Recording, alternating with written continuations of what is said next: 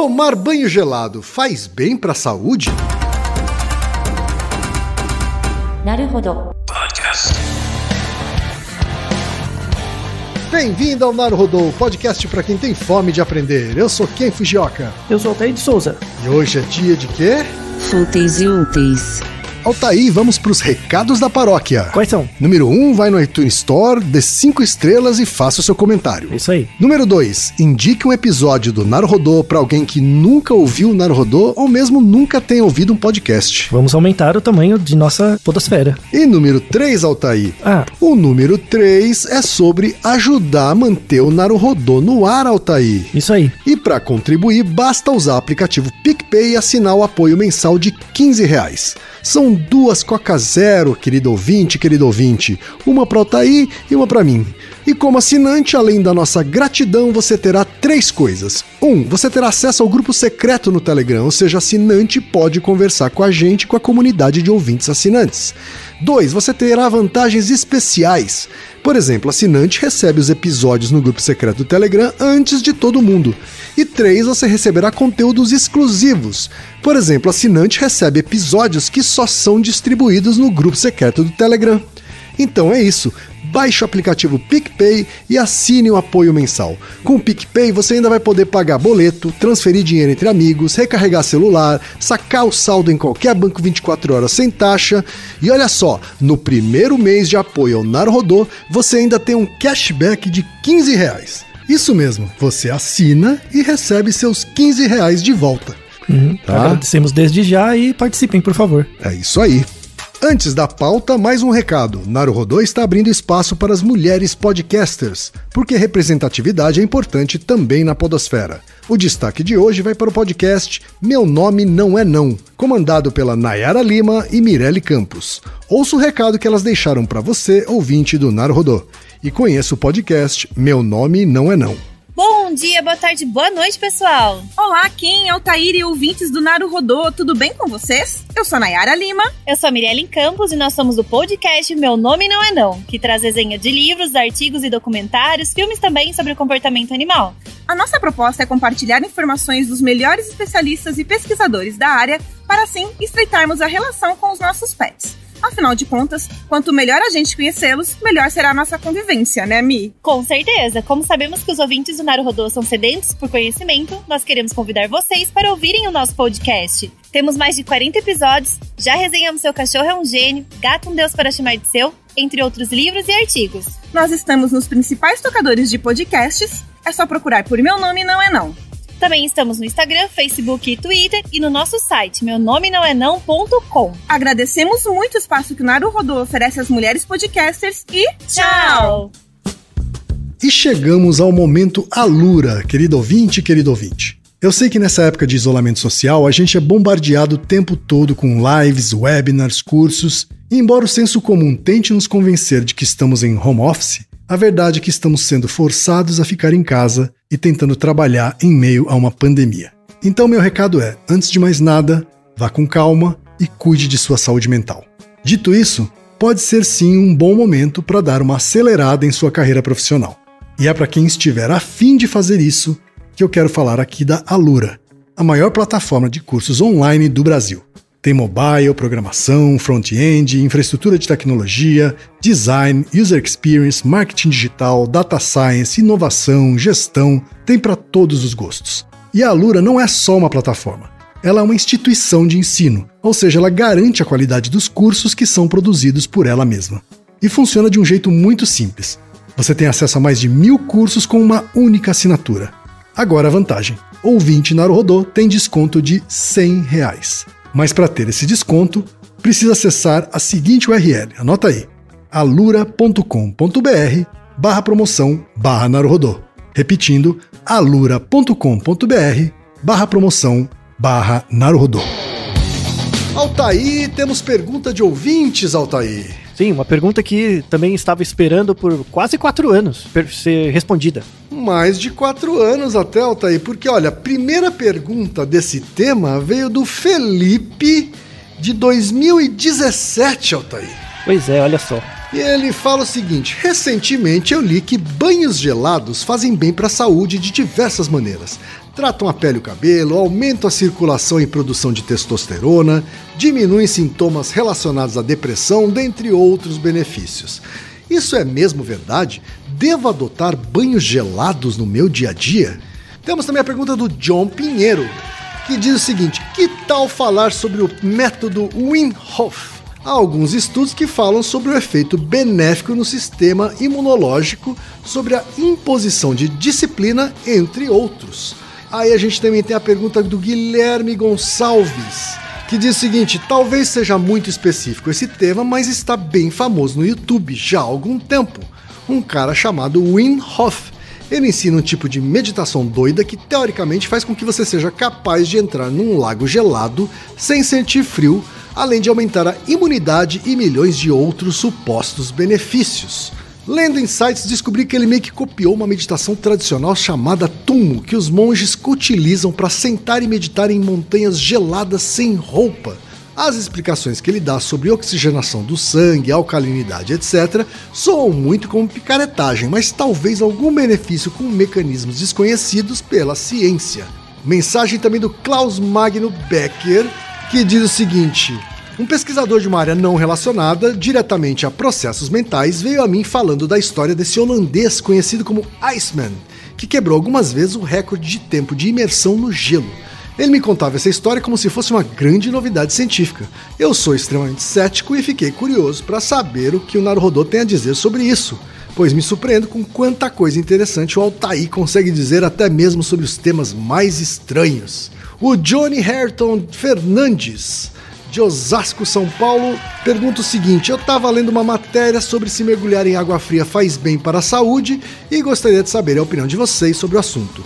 Parecem serem pesquisas bem no começo, mas os resultados capazes de curar até diabetes tipo 2, entre outras doenças. O Lucas Cantelli Croef, de Porto Alegre, Rio Grande do Sul, diz: tenho uma curiosidade, quando chego de um dia cheio no trabalho e tomo uma ducha gelada para esfriar a cabeça, entre aspas, me pergunto se isso realmente funciona.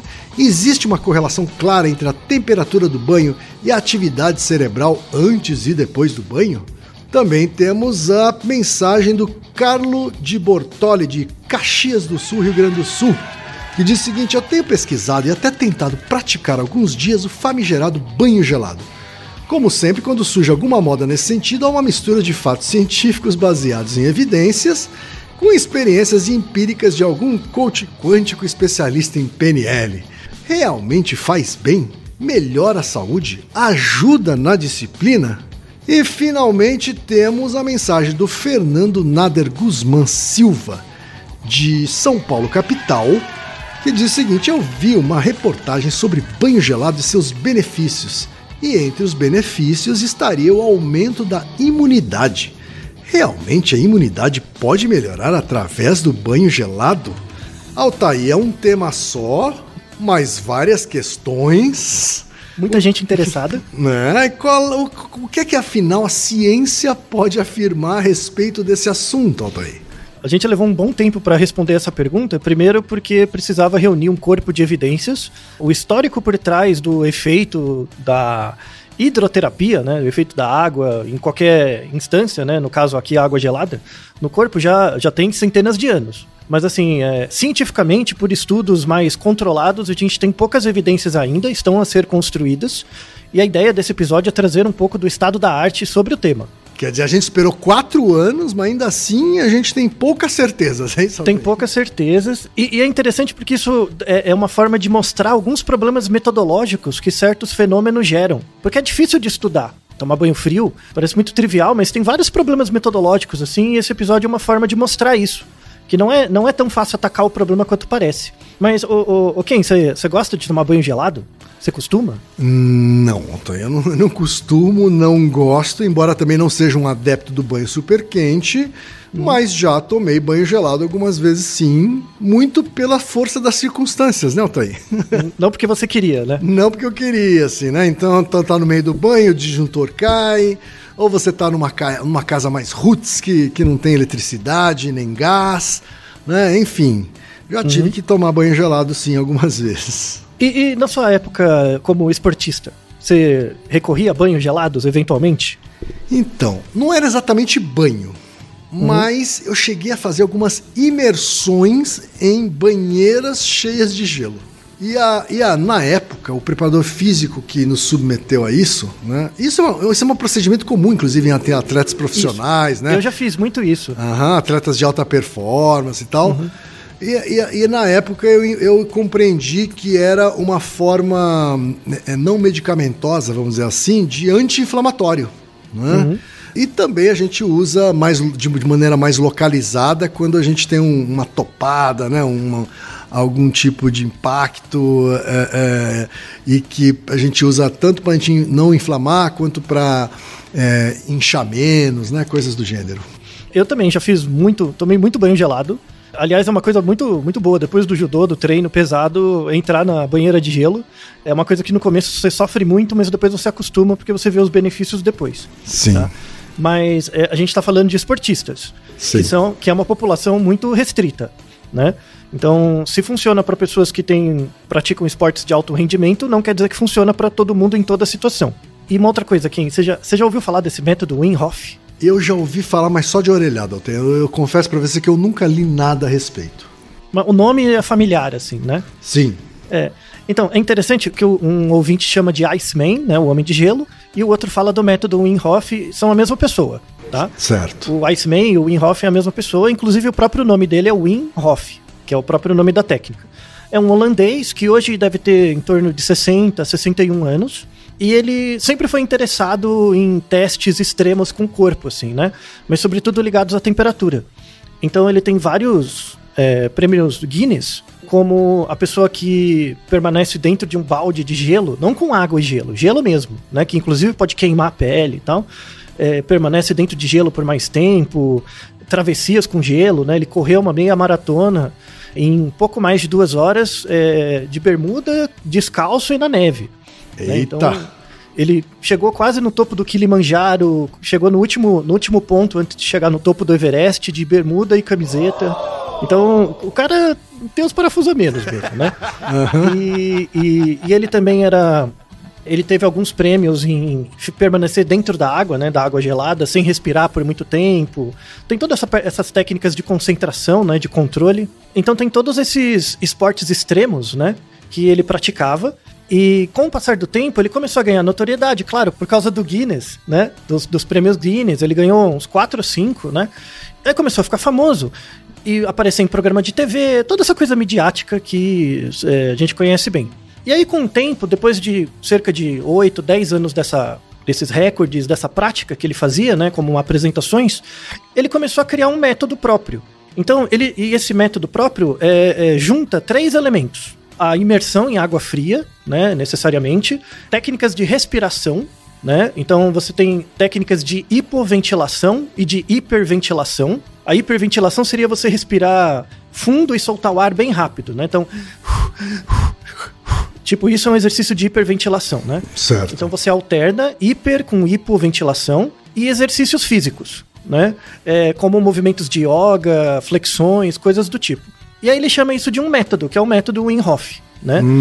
Então o método Wim Hof junta a terapia com hidroterapia com baixas temperaturas de água, junto com a respiração e junto com exercícios. Certo. E aí ele começou a popularizar esse método como um método, e aí vai virando panaceia, né? Esse que é o problema, né? Vai virando cura pra tudo, né? De frieira a câncer, né? E aí que tá o problema. Começou diabetes a ter uma notoriedade. Tipos 2, Altair. Diabetes pois tipo 2. Não, então, no caso da diabetes até dá pra explicar um pouco, sabe? Porque o que acontece? A água fria vira um elemento dentro do processo, né? Porque você tá fazendo exercício e tá respirando melhor. Como você tá fazendo exercício e meditando, né? Essa respiração envolve uma meditação para você aguentar respirar assim muito tempo, né? Na verdade, você tá fazendo todo um treino de exercício físico, né? Aí você começa a perder peso, se sentir melhor, aí diminui, né? Se você tem aquela diabetes limítrofe, melhora, né? Então, mas na verdade, se você fazer o mesmo exercício sem água fria, o resultado vai ser praticamente o mesmo, né?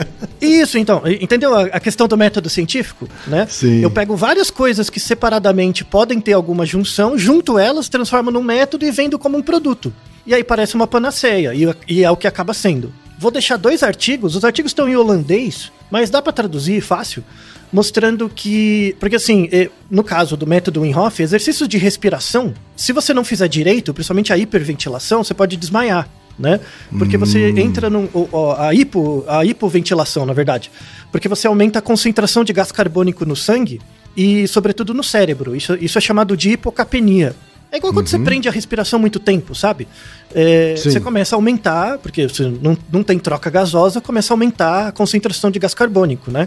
Sim. Isso, se você não fizer não tiver um treinamento, uma boa gestão para isso, pode levar à morte. Então, por exemplo, exercício de hipo e de hiperventilação, você não pode ficar fazendo, por exemplo, enquanto você está dirigindo. Se você faz isso enquanto você está dirigindo, essas pessoas que querem meditar em todos os lugares, e começa a fazer esses exercícios, pode dar um desbalanço em você, por conta do excesso de oxigênio ou a falta, você desmaia e bate o carro, né? Inclusive, uma das notícias é essa, uma pessoa que adotava o método Wim Hof para ela, virou namastê gratidão, começou a fazer esse exercício dirigindo, bateu o carro e morreu. Caramba! Então, mas aí é uma falta de entendimento da fisiologia da coisa. Então, e aí não tem a ver com a água, tem a ver com a respiração. Tem casos que é a água, teve gente que morreu afogada.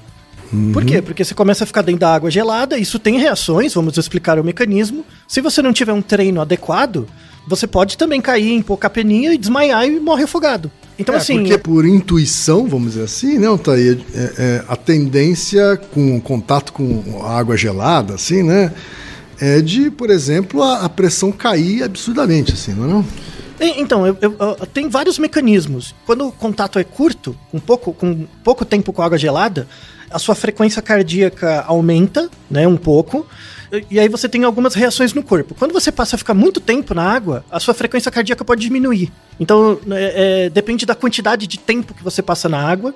Então, entrando para a questão mais científica, né? Como é que você ataca o problema? Então, a pergunta é assim, banho gelado faz bem para a saúde? A gente tem que definir o que é gelado. Porque gelado pode ser muita coisa, né? Então, tem essa questão. Então, o seu banho que você toma em casa, se você chegar em casa e desligar o chuveiro, qual a temperatura média da água que você tem no seu chuveiro gelado? Você tem ideia? É difícil, né? Assim, quanto que é a água que sai da torneira, né? Isso varia de lugar para lugar, né? Sim, mas comparado com a tina de gelo que eu entrava, ela é uma água fria, não é nem gelada, né? Isso, exatamente. Então, assim, a primeira definição é o que é gelado. Aí vamos ver o que os artigos têm a dizer sobre isso. Outra coisa é o que é o banho. Porque uma coisa é você ficar embaixo de uma água que cai em você, sei lá, 5 minutos, 5, 10 minutos. Outra coisa é você entrar numa tina de água. E outra coisa é você nadar na água, ficar tipo 1 hora dentro da água gelada, né? Então são níveis de exposição diferentes. Então só isso gera reações diferentes no corpo também. Então o tempo e a temperatura da água. E o que você faz, né? A sua atividade e também tem a sua experiência prévia, né? O quanto que você é experienciado com água fria ou não. E aí vamos falar de tudo isso. Mas na verdade o interesse sobre efeito de banho gelado, água gelada, existe desde os gregos, né? Em 450 a.C., Heródoto, quando ele escreveu um texto sobre a história do general persa Mardamos, ele escreveu que o Mardamos gostava de água fria, né? Para tomar banho para pensar. Certo. Né? E ele tomava muitos banhos no mar, né? Gelado, assim, né? E aí foi um primeiro registro histórico, assim, né? De que supostamente água fria pode ser boa para alguma coisa, né?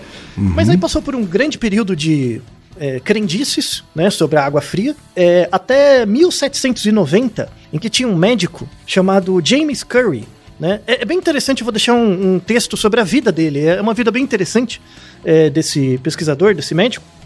Ele sempre teve interesse em estudar termorregulação, né? Tipo, como que a gente registra a temperatura? Então, receptores de temperatura e tal. E aí aconteceu uma coisa curiosa na vida dele, assim, que ele já tinha acabado de se formar como médico e ele estava começando a estudar sobre isso, né? Sobre termorregulação. E um pouquinho antes, uns 15 anos antes, o Fahrenheit tinha criado o primeiro termômetro. Lembra o termômetro de Fahrenheit, sim, né? Sim. 1700 quebrado, né?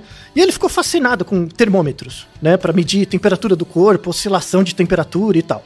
E aí, logo depois que ele se formou, ele presenciou um naufrágio de um barco. Então tinha um lago, na verdade um mar, assim, perto do mar, né? Ele vivia ali e ele presenciou um barco que estava afundando e ele não podia fazer nada para resgatar os tripulantes do barco.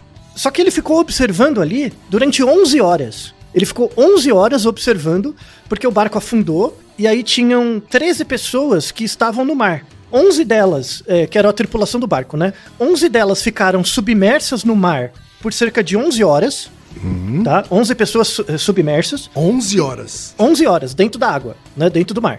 E 2 delas estavam em cima de provavelmente porque não sabiam nadar, mas estavam em cima de um bote, né? Um botezinho, um pedaço de madeira, alguma coisa assim. Somente as 2 pessoas que estavam em cima desse barquinho improvisado morreram. Os outros tripulantes que estavam dentro da água sobreviveram. Né?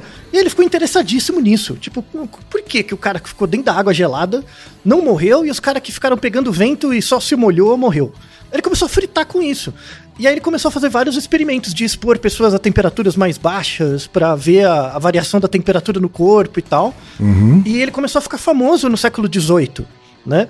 Inclusive com terapias de água fria, né? Então, assim, as pessoas falam muito do método Wim Hof, mas na verdade ele vem do século XVIII, XVII, né? Sei. Só que o James Curry, ele foi um pouco compreendido, ele foi mal compreendido, porque o que ele estudava, né?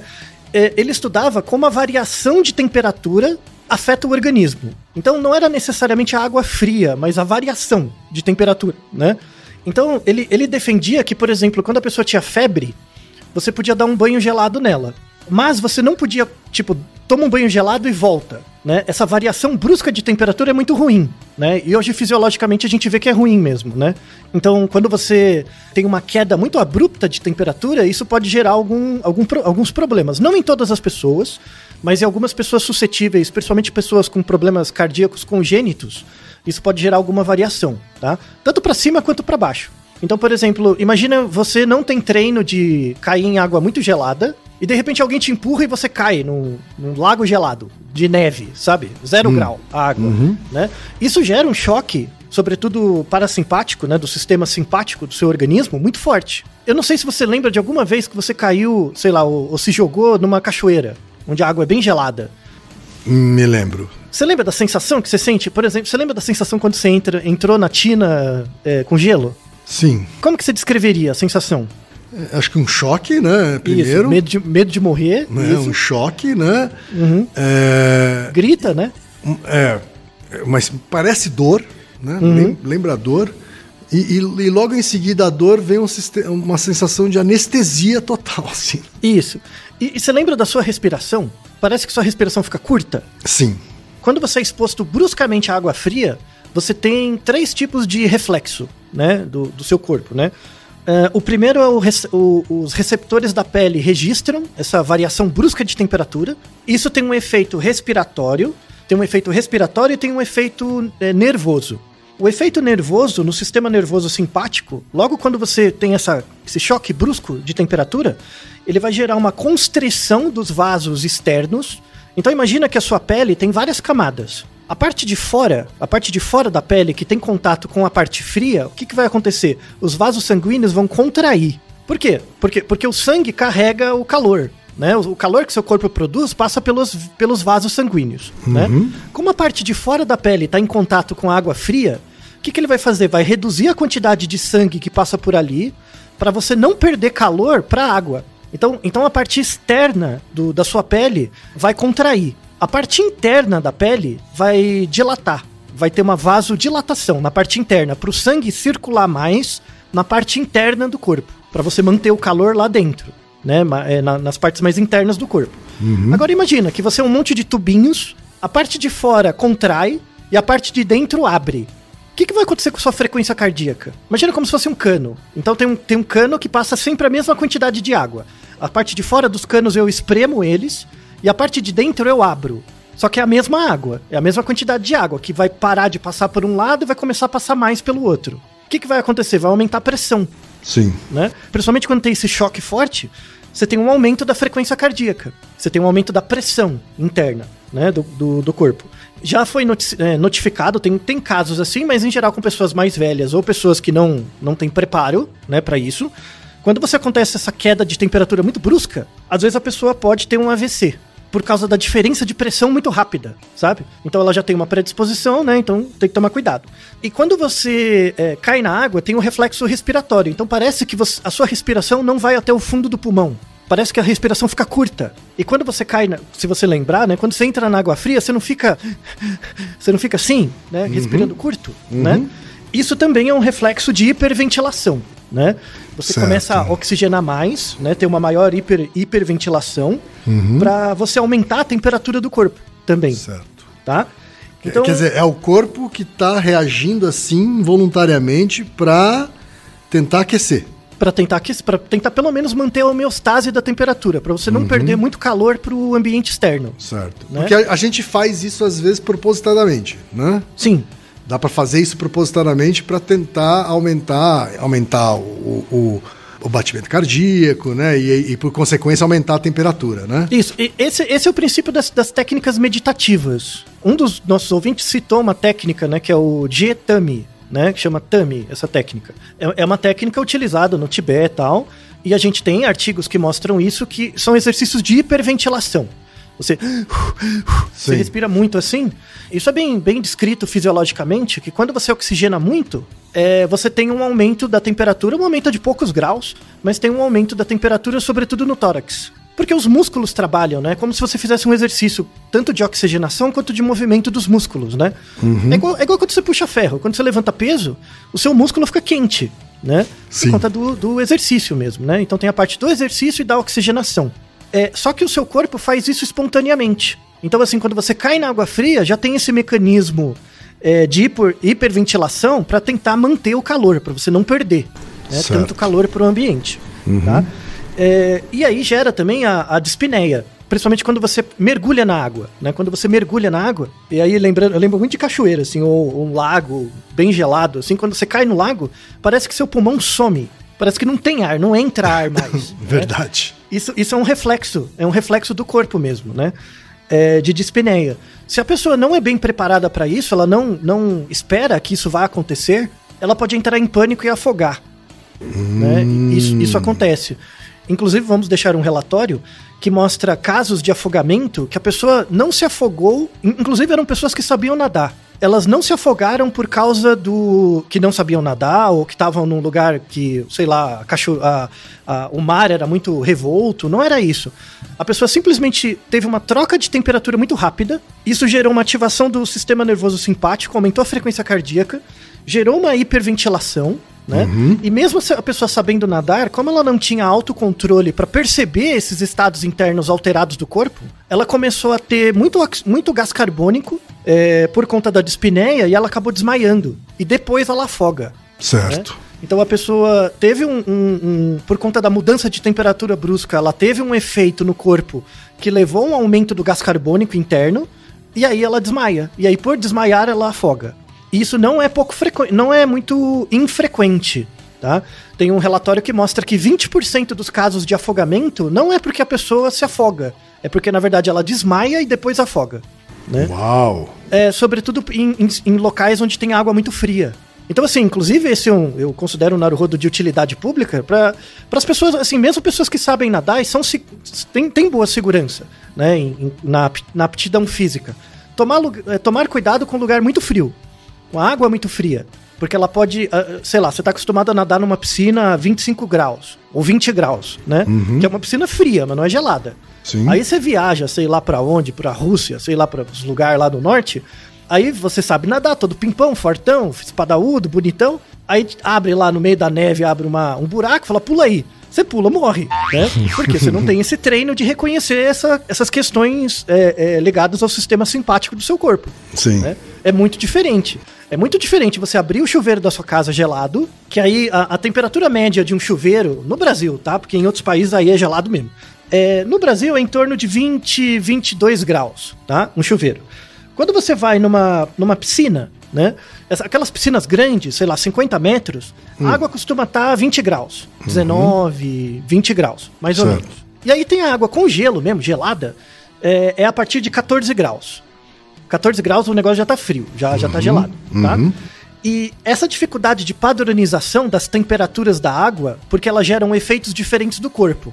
Por exemplo, esse efeito que você sente de parecer que você não tem pulmão, sabe? De realmente dar uma dispneia, é só para águas mais baixas, com temperaturas mais baixas que 14 graus, né? Então não é qualquer situação que você passa por isso. Mas é importante uma vez na vida você passar.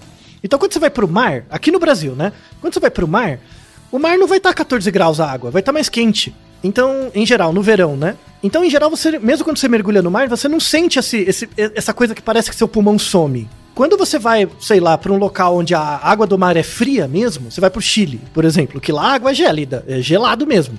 Aí você sente. Sim. Então, é importante, assim, por exemplo, pra quem gosta de nadar e tal, ter essa experiência, por exemplo, de entrar numa tina de água muito fria, pra você sentir no seu corpo o que acontece, né?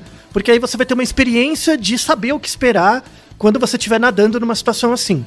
Agora, existe algum risco importante de saúde ou até de morte em mergulhar num lugar assim, sem nenhum tipo de preparação? Então, vamos deixar artigos sobre isso, inclusive revisões, que mostram que sim. Então, assim, você tá num local a 30 graus, né? Certo. Seu corpo tá a 36, 37. Você tá num local com 30 graus. E tem um lago gelado a 5 graus, e você pula direto e nunca teve experiência antes, nem se molha um pouco, né? Você pode ter um reflexo de dispneia e ter hipocapnia e desmaiar. É o contrário, né? Mas é a mesma ideia do ofurô, sabe? Você vai no ofurô japonês mesmo, que é quente, Sim, 42 graus, velho. Você parece uma batata. Pra né? cima, já entrei em 44 até. Então, se você ficar mais que 5 minutos, você desmaia. Né? É pra você ir tomar banho, tirar. Então a regra pra água gelada é parecida com água quente, que é melhor não fazer desacompanhado, Altair? Sim. Pelo menos na primeira vez, assim, você conheceu o efeito. E tanto é que pra quem vai em onsen, essas coisas, é você tomar banhos, né? Você entra um pouco, sai, aí toma uma outra ducha, mais fria, entra de novo. Sim. Não mais que 5 minutos, né? Quando a água tá a mais de 40 graus, não mais que 5 minutos, porque você desmaia. Quando eu fui passei uns dias em Osaka, no Japão, lá tem um ofurô que é sensacional, que um dia explico como é que é, tá? Mas é um prédio inteiro, que é uma espécie de ofurô parque aquático, assim, tá? Mas o que eu ia falar é que no andar em que tá os ofurôs masculinos, vamos dizer assim, que é o que eu fui visitar, né? Enfim, é o que eu me banhei, você tinha várias piscinas, vamos dizer assim, e cada piscina tinha uma temperatura diferente, sabe? Então começava em 37, 38, 39. Então cada piscina ia aumentando e para quem não é experiente, o recomendável é que você fosse aumentando aos poucos, né? Você Exatamente. Começa na piscina de 37, muda para a seguinte, e aí o corpo vai se acostumando, aí sim, lá na frente você chega na de 42. E para água gelada a mesma ideia. É que assim, a razão é contrária, né? Claro. Então na água fria você tem uma vasoconstrição muito forte, né? Isso pode ter uma repercussão cardíaca e também respiratória. Na água quente é o contrário, você dilata muito, né? E aí você pode desmaiar. Então, assim, cuidado, tá? É importante. Assim, sempre cuidado. Cuidado, né? Não seja burro. Principalmente você vai no lugar dos outros. Vai que você tem essa dica, né, Altair, que serve para bastante coisa. Não seja burro. Pergunta, né? Pergunta. Não tem problema. Se lê um pouco, né? Tá certo. Então, utilidade pública, tá? É que aqui no Brasil a gente dá muita sorte que ainda, né? Tem o aquecimento global, né, que tá estralando, mas ainda aqui as temperaturas são meio amenas, né? São constantes. Não tem uma variação tão grande, não sei no futuro, não tem uma variação tão grande entre o verão, inverno, outono, diferente de outros lugares que é bem destacado, né? Claro. E aí, claramente, você tem que mudar o seu comportamento em cada fase do ano, né? Cada período. Aqui no Brasil a gente é meio mal acostumado nisso, né? A gente faz meio que as mesmas coisas o ano todo. O que aumenta o perigo quando você tem, né, um frio abrupto como a gente está tendo agora. Assim, né? Exato, isso. Completamente atípico. Né? Exato. Né? E deveremos ter mais, né, por conta do aumento da variabilidade. Então vamos ter dias muito quentes e muito frios com mais frequência. Sim. Né? Mas isso é tema para outro episódio, aliás. Né? E tem gente que ainda acha que não existe crise climática, né? Bom, eu tenho gente que acredita em homeopatia até hoje, não posso falar nada, né? É verdade. Mas enfim. Tem um Naruhodo que se relaciona bem com esse tema, que é o Naruhodo 50, né? Que é se frio e gelado tem a ver com resfriado, né? Que a gente explica um pouco dessa variação de temperatura do corpo, né? Você ficar tomando banho gelado com frequência, isso não deixa você mais doente, tá? Não é o mesmo que dizer que você aumenta a imunidade. que muitos ouvintes dizem, muita gente fala por aí, né? Ficar tomando banho gelado aumenta a imunidade? Aí fomos atrás dos artigos. Tem artigos, inclusive, recentes, 2020, né? Mostrando, assim, tem um artigo que é bem populacional, que eu achei interessante, e artigos mais fisiológicos. O artigo populacional foi uma boa ideia, assim, é uma boa revista.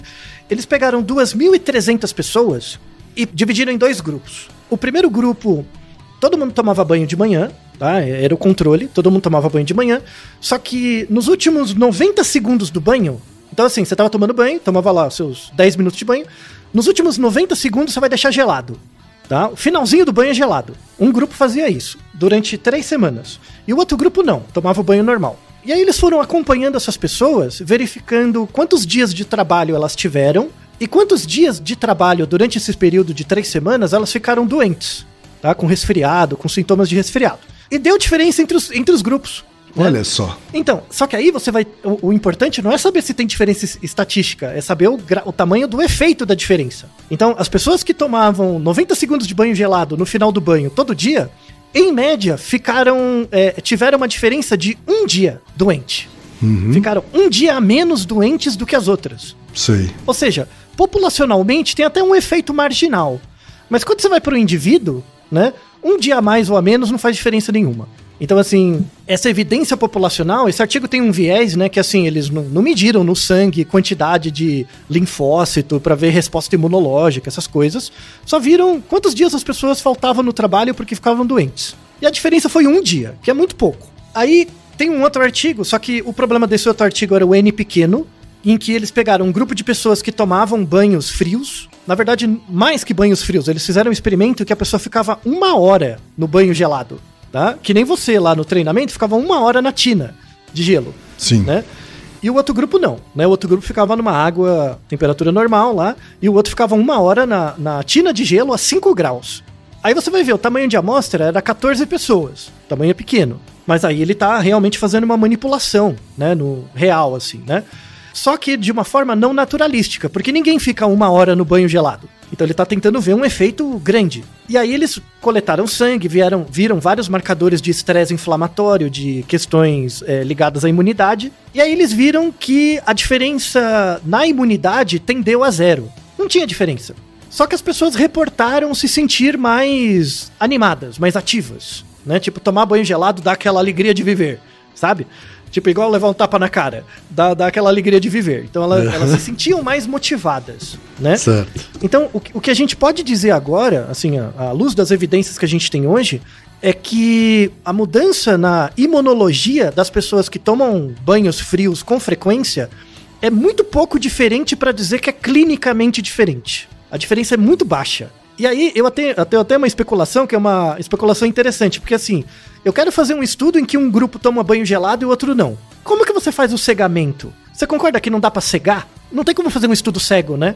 Porque você que tá tomando banho gelado, você sabe que você tá tomando banho gelado. Ou seja, não dá pra cegar. Então, provavelmente, essa pequena diferença que foi encontrado em 2 artigos, na verdade, deve ser o placebo. Só o fato de você estar sendo exposto ao banho gelado. E vou deixar na descrição, artigos que mostram que o placebo sozinho gera mudanças pequenas na imunologia. Por exemplo, você saber que você tomar um remédio de farinha, dizendo que ele está melhorando alguma doença, dá uma atividade bem pequena, muito parecida com um desses artigos na sua resposta imunológica. Então, assim, para imunologia, água gelada, o método Wim Hof, o que quer que seja, tem um efeito que tende ao nulo. Nem vou falar disso para diabetes, né? Que o efeito é puramente porque você está fazendo exercício e olhando melhor para o seu comportamento. Podia ser um Wim Hof, podia ser fazer qualquer outra coisa, melhorava, tá? Desde que você faça algo. Então, assim, para imunologia o efeito é muito baixo. Quando a gente pensa em inflamação, aí já é melhor, né? O efeito da água fria na inflamação ajuda bastante. Tanto é pelas questões de esporte, então a gente vê em esportistas, né, de alto rendimento, a gente já sabe que banhos gelados ajudam, principalmente em esportes em que você tem muito contato, né? Nossa, no judô eu cansei de tomar banho gelado, assim, porque realmente ajudava, né? Então, você tomar banhos gelados, assim, banho gelado eu tô falando 5 graus, tá? É água com gelo. Gelado mesmo. Gelado mesmo, não é o seu banho de manhã. Então, banho gelado mesmo, você tem um aumento do cortisol, né? Aquele choque que você entra, né? Dá um aumento do estresse, aumenta um pouco o cortisol, e isso tem um efeito anti-inflamatório, né? Diminui um pouco a inflamação, aumenta o relaxamento muscular, diminui a percepção de fadiga, porque lembra quando você tá dentro da água gelada? Não parece que você vai derrotar todo mundo? Sim. Né? Porque dá aquele estresse em cima de você, né? Falando, nossa, agora você acorda. Dá uma menor percepção de fadiga, diminui edemas, né? Quando você tem inchaço e tal, diminui o edema. E tem efeitos também em neurotransmissores, né? Aumenta um pouquinho a dopamina e a serotonina. No entanto, quando você começa a se acostumar com a água gelada, né? Você começa a tomar banho gelado todo dia, esse efeito na dopamina e na serotonina some. Então parece que você entrar na água fria no início te dá um pouquinho mais de euforia, que é o que muita gente fala, né? Nos nossos ouvintes falam, né? Eu comecei a tomar banho frio, me senti mais animado de manhã. Claro, né? Tem um aumento do caráter anti-inflamatório, aumenta um pouquinho a dopamina e a serotonina.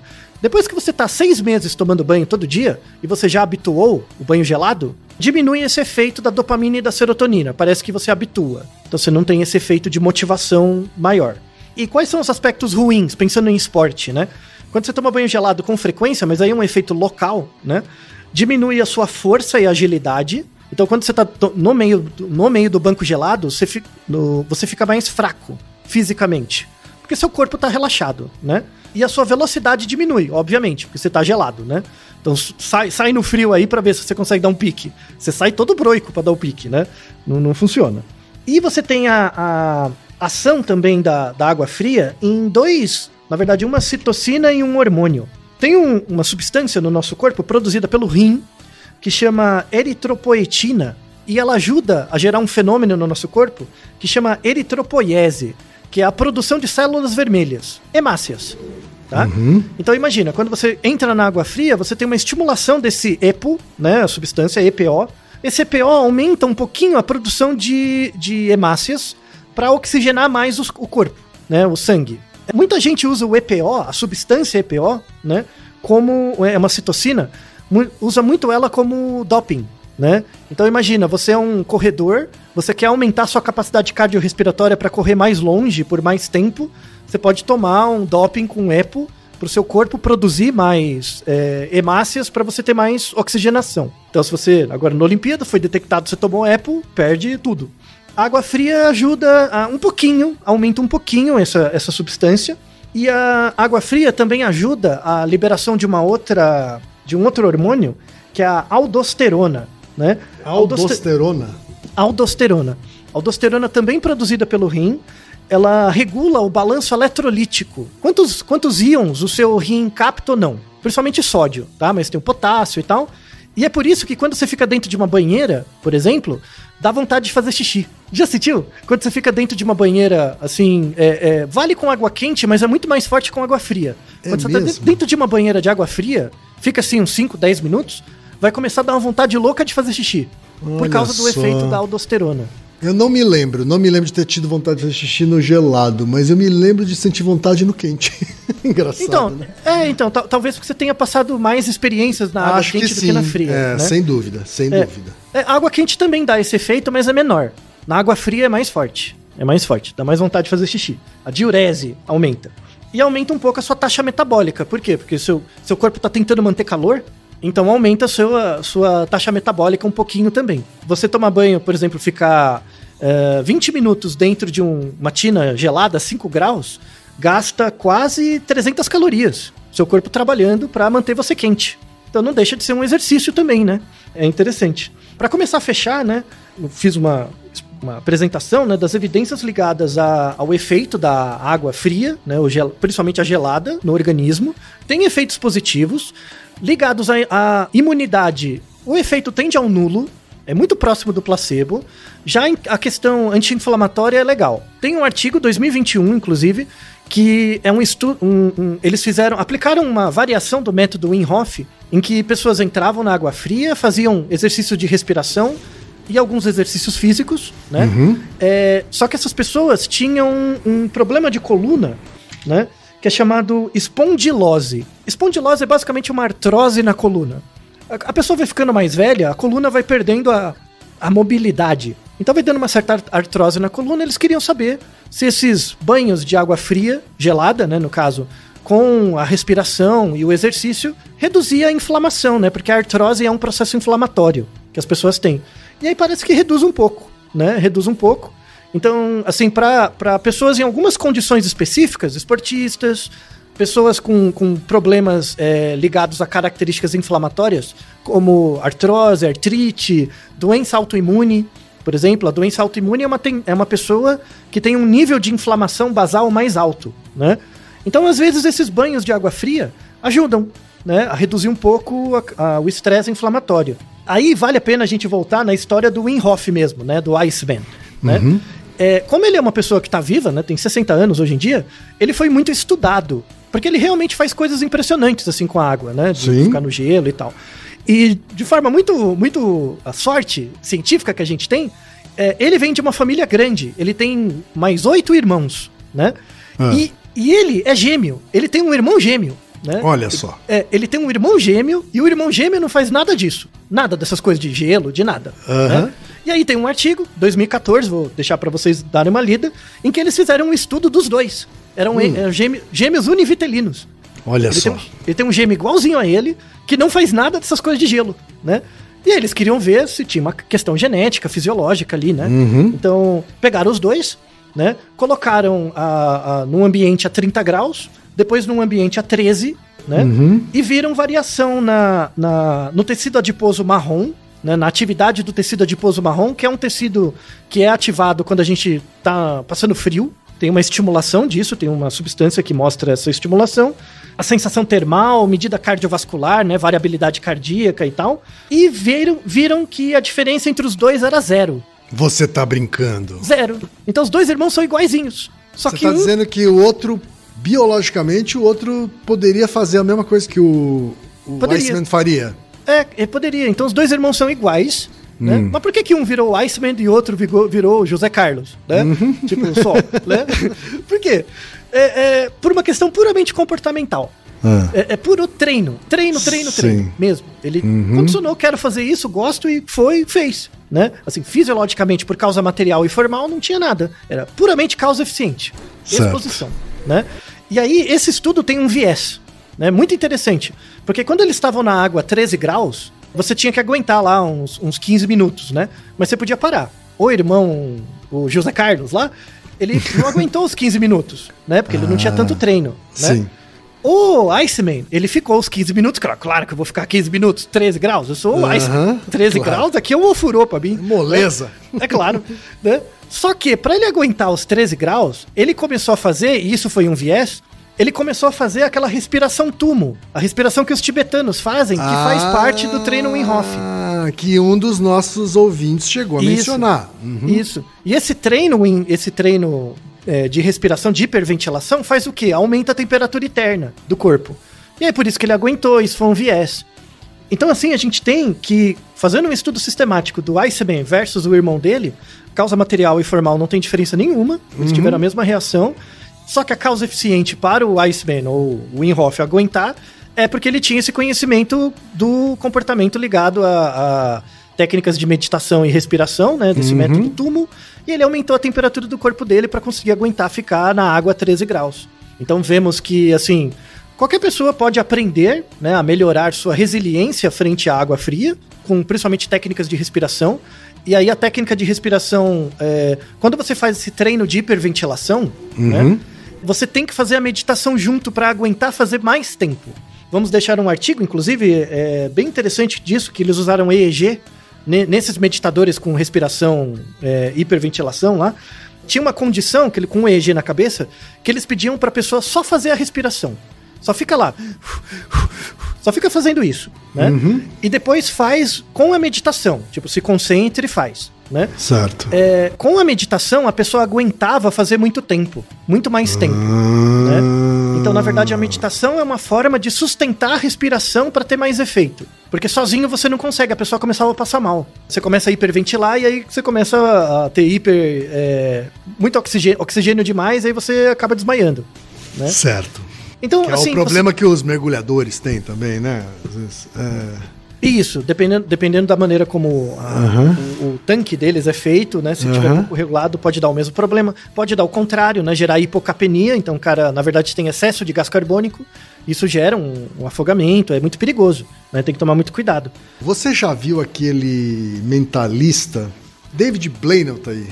O David Blaine. Um ilusionista que, além de mágico, ele faz esses números de ficar embaixo de uma água gelada, né? E eu imagino que sejam esses artifícios que ele use, né? Exatamente. Né? De respirar de maneira acelerada para esquentar o corpo, né? Conseguir abaixar em algum momento que ele queira também os batimentos cardíacos, né? Abaixar a velocidade de respiração para baixar o batimento cardíaco, enfim, né? É lógico que ele faz isso tudo monitorado por médicos, assim, em tempo real, sim, né? Porque... e com muito treino, né? Porque, sim. assim, é possível fazer isso, mas não é fácil. Você tem que ter comprometimento de muitas horas de treino para conseguir. É possível. É possível você virar o Iceman? É possível. Tanto é que esse Guinness que ele ganhou, porque ele correu meia maratona em descalço na neve, já foi superado 2 vezes. Eita! Inclusive teve um chinês que correu, acho que quase 40 minutos mais rápido que ele, né? Então, muito tempo, né? Então, assim, se você tiver treino e quiser realmente testar o seu corpo, é possível. Só que sem avaliação médica e sem um treinamento adequado, pode ter consequências graves. O método Wim Hof, ele promete muito menos do que ele faz. Não tem efeito em questões ligadas à imunidade. Tem algum efeito local em questões ligadas à inflamação, né? Pode ter alguma indicação, mas sem a parte namastê gratidão, por favor, porque isso não acrescenta nada. Então, um protocolo de banhos frios. Mas aí frio não é o seu chuveiro. Frio é frio mesmo, 5 graus. Tá? Então, você tomar banho todo dia de manhã gelado, pode te dar um pouquinho mais de atividade, tipo, dar aquele tapa na cara pra você acordar mais animado. Né? Se você, no começo, vai te dar esse boost, depois de 6 meses você vai estar acostumado, você vai continuar com sono, né? Então tem um efeito placebo importante aí, tá? Então, assim, o banho gelado funciona quando é gelado, tá? Não é só o frio. E é muito importante, assim, você pegar esses métodos, eles pegam várias coisas que funcionam separadamente e juntam numa caixa que vira uma panaceia. Isso é muito complicado. Então, assim, quando você pega e olha os detalhes, né? Tipo, só a respiração, só a meditação, só o exercício, só o banho frio, tem indicações. A questão é que quando você junta tudo numa caixa e acha que serve pra tudo, isso leva a problemas muito sérios. Eu não acredito que tomar banho gelado todo dia, o banho de chuveiro, ajude em alguma coisa. O efeito é bem baixo. Pode ser que o placebo, por você achar que tá melhorando porque você tá tomando banho, ajude mais do que o banho. Então, nesse sentido, não custa nada. Toma banho gelado, economiza luz. É bom, economiza luz. Né? Mas se você realmente quer fazer a prática, sim, recomenda-se, igual quem tomava banho, eu também, tomava banho na tina com gelo, aí sim, aí vai na tina com gelo mesmo, né? Falta ainda mais artigos que veem outros aspectos disso. A gente só tem artigo com atleta que toma banho com gelo e fica 1 hora dentro da água gelada. Isso está muito longe da maior parte das pessoas. Então falta artigos com isso, os tamanhos de amostras são pequenos e o tamanho de efeito encontrado é baixo. E é muito difícil cegar. É muito difícil você dizer para a pessoa tomar banho frio sem ela perceber que é isso que eu estou testando. Então é muito difícil separar o efeito que eu estou avaliando do placebo. Então precisamos de mais artigos no futuro, mas pela quantidade de artigos que temos até hoje já dá para contar uma história bem legal. A continuação dela vai depender de vocês e das perguntas subsequentes. É isso aí, então é muita coisa, tá? E apesar disso tudo, a gente tem poucas certezas, mas eu acho que a gente conseguiu responder de maneira satisfatória esse monte de ouvinte que trouxe perguntas sobre esse tema, Altair. Sim, é uma história interessante que ainda vai ter muitas continuações, pretendemos fazer outros episódios a respeito, e aí fica como recomendações, o Naruhodo 50, se frio e gelado tem algo a ver com resfriado, e o Naruhodo 26, se meditação faz bem para a saúde, são bons complementos para este episódio. É isso aí, e Naruhodo, ilustríssimo ouvinte! E você já sabe, aqui no Naruhodo, quem faz a pauta é você. Você tem alguma pergunta pra gente ou quer comentar algum episódio? Escreva pra nós. podcast@naruhodo.com.br. Repetindo? podcast@naruhodo.com.br. E lembre-se, mande nome completo, idade, profissão e a cidade de onde você está falando. É isso aí. Naruhodo. Esse podcast é apresentado por b9.com.br.